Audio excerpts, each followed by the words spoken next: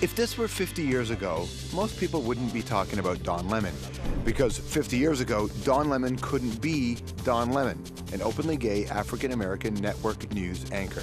Don, you might know as the host of Newsroom on CNN. He's an outspoken journalist. If someone who has a mental issue did not have access to guns that should only be available in war zones, we would not be dealing with this. And early in his career, when he couldn't get his local news station to cover the HIV/AIDS crisis in Africa, well, he flew himself there and reported on it anyway. He covered Hurricane Katrina, the election of Barack Obama, and the death of Michael Jackson. In death as in life, Michael Jackson draws a massive crowd. But the story closest to his heart is the one that's closest to ours, the ongoing struggle for equality. I am incredibly happy that I did it.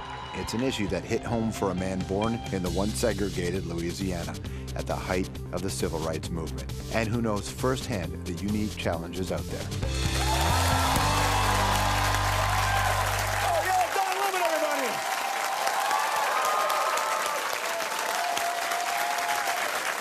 Hello, you ready for me? I'm ready. Welcome. How are you? Thank you for having me. Of course, have a seat.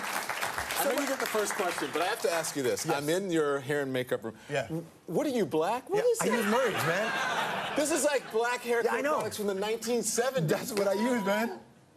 Every Oh time, my God. dude, every time Look we at have this a stuff. guest on the show who's black, that's the first thing they pick up on. I was like, I can use that. Thank you very much. Dude, my dad's from Egypt, man. I got North African in me. I need that stuff. So you're a brother. How you doing? I'm very well. Thank you for having me on. This is a great show. No, I'm really excited to talk to you. There's a whole bunch we can get into. But it's true. Yesterday night, I get this Facebook message randomly. I haven't met him before. Just random. Strombo, are you ready for me? You're like, I was like, hells yes, bring it. Bring it.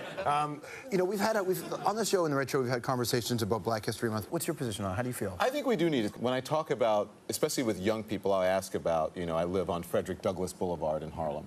I'll ask about people, and these people will go, who? Mm-hmm.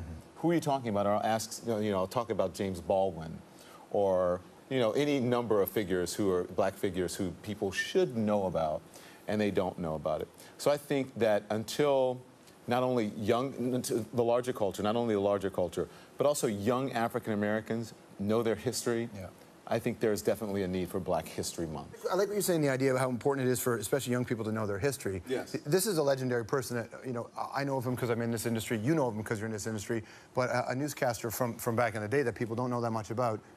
In economic news today, the index of leading indicators, which is supposed to indicate the direction the economy is heading, rose 1.4% in February. That's the 6th month in a row it's gone up. That's Max. He's a big deal. Did you hear me, Max Robinson? Yeah. I wanted to be that guy when I was a kid. And when I saw people like my local news person, who is Gene West, who you guys don't know, and then Max Robertson. I was like, I want to do that. Amazing figure, amazing. Well, I mean, I've heard other people talk about it, that, you know, it's incredibly difficult to be openly gay in America, but it's really difficult if you're a black man. Like, you know, if you... It is. And there's an added burden on being an African American that comes from your own community, and also the larger community, too. You're a double minority in a sense. So, yeah, it's tough. Do you feel like an outsider?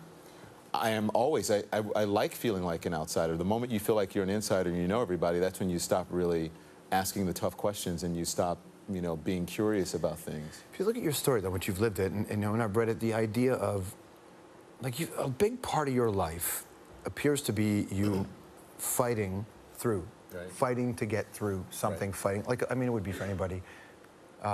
Victim of abuse, you know, breaking barriers in other ways, but fighting. Once you break through, it doesn't automatically mean you wake up the next day and all your fighting skills are gone. You're still that guy. And that's why I got to where I've gotten. And it's not that you always, you know, want to be in control and pushing, because you can't just have one speed, right? You have to be able sometimes to take your hands off the wheel. Everyone says, what do you want to do? What do you want to be? I was asked this question on a different show. There are no other shows, Don. No other show. There's yours, mine, and I've heard of some guy called Anderson, but that's all I know. But some lady called Oprah. I mean, it's not ringing any bells. Yeah, no. I don't know. But local Chicago, is that what that is? Yeah, okay. And, who, Renderson? Who is it? I don't know who it is. So,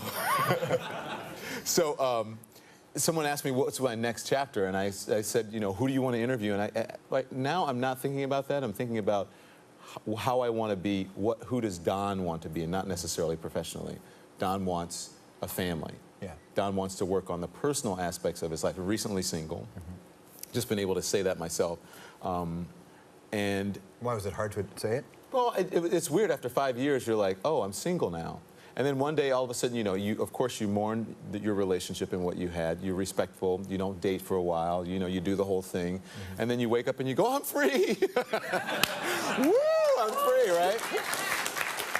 Especially if you come to a realization, well, this wasn't the right person, because all those things you thought you didn't want, like I don't want to be married, and I don't want kids, and then you meet someone else, or in your moment of freedom and empowerment and autonomy, you go, hey, well, you know what? Maybe I do want those things, but I didn't want it with that person. Right. So you always have to listen to what your spirit is telling you. You're still a young man, but you're not 22 years old. So what for a lot of guys that I know who are out now and they're in their early 40s, there's this moment where they thought, oh my God, I never in a million years thought about a husband or kids. Never. Because it wasn't part of my, I couldn't. That is a great point. I actually liked it when gay people were cool and unique. That was part of the fun of being gay. You didn't have to be married. You didn't have to have kids. It was like, yeah, let those people have that. I say, what's wrong with my people? Why do they want? Why do you want to get married and then go through a divorce and get someone half your money? I like having my own money. Stick around. I'm always Don Lemon right after this.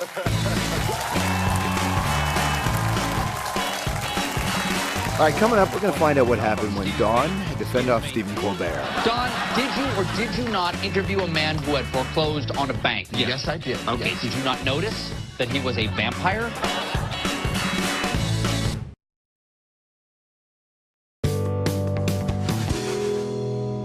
Don, did you or did you not interview a man who had foreclosed on a bank? The guy in Philadelphia? Yes, I did. Okay, Yes. did you not notice that he was a vampire?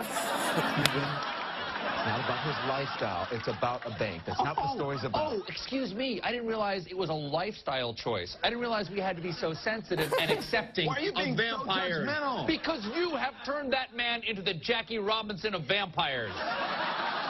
Yourself. Oh, Stephen. That's all I hear. That is offensive on a whole lot of levels. Yes, it is, and I do not forgive I you. think you should get out of here. Oh, I will get out of here, Don Lemon, but before I go, I want to say this.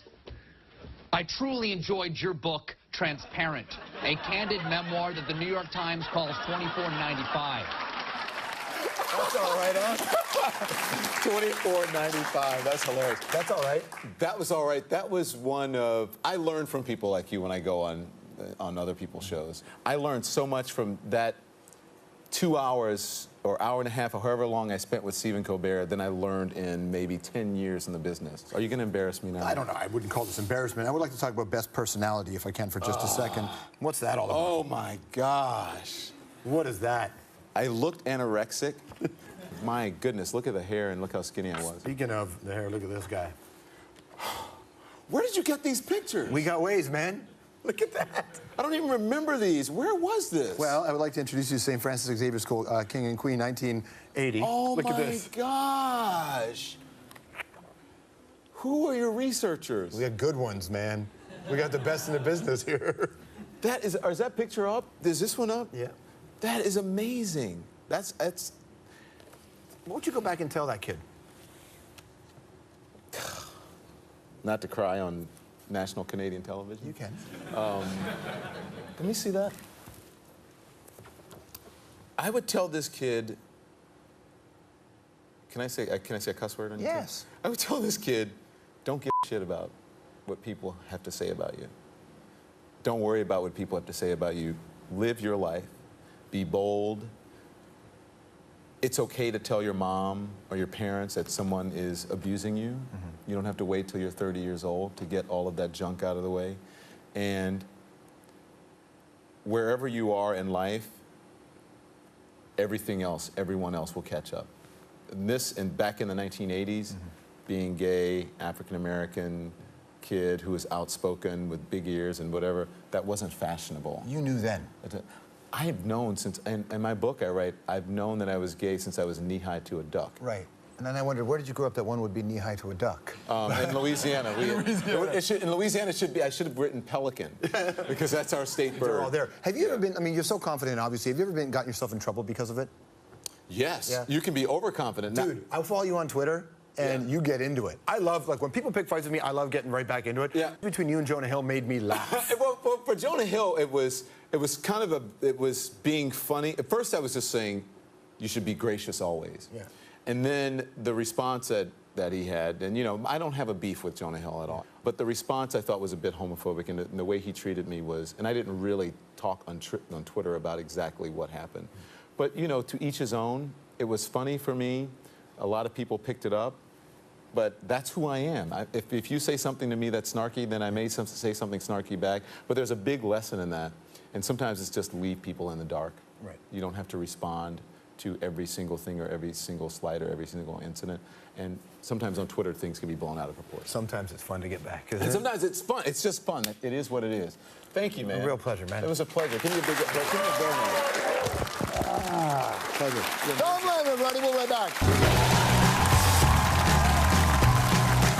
I can use that. Thank you very much. Dude, my dad's from Egypt, man. I got North African in me. I need that stuff. So you're a brother. How you doing? I'm very well. Thank you for having me on. This is a great show. No, I'm really excited to talk to you. There's a whole bunch we can get into. But it's true. Yesterday night, I get this Facebook message randomly. I haven't met him before. Just random. Strombo, are you ready for me? You're like, I was like, hells yes, bring it. Bring it. You know, we've on the show in the Red Show. In war zones, we would not be dealing with this. And early in his career, when he couldn't get his local news station to cover the HIV/AIDS crisis in Africa, well, he flew himself there and reported on it anyway. He covered Hurricane Katrina, the election of Barack Obama, and the death of Michael Jackson. In death as in life, Michael Jackson draws a massive crowd. But the story closest to his heart is the one that's closest to ours, the ongoing struggle for equality. I am incredibly happy that I did it. It's an issue that hit home for a man born in the once segregated Louisiana at the height of the civil rights movement, and who knows firsthand the unique challenges out there. Oh, yeah, Don Lemon, everybody!